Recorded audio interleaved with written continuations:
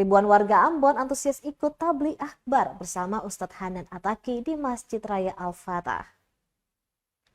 Ribuan warga kota Ambon antusias mengikuti acara Sapma Halal Fest dan tabligh akbar bersama Ustadz Hanan Attaqi di pelataran Masjid Raya Al-Fatah Ambon pada Jumat 13 September 2024 malam.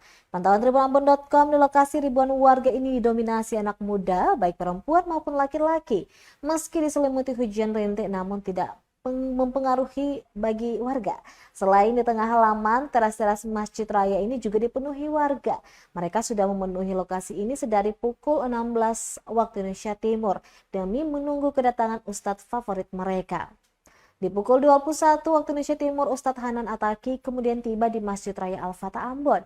Hadirnya di depan panggung utama langsung disambut sorakan meriah dari warga yang hadir. Ustadz kemudian membawakan ceramah dan disaksikan miliaran pasang mata. Setelah membawakan ceramah, acara ini kemudian dilanjutkan dengan tabligh akbar dan doa bersama. Adapun kegiatan juga turut diramaikan oleh sejumlah pelaku UKM. Download Tribun X sekarang, menghadirkan lokal menjadi Indonesia.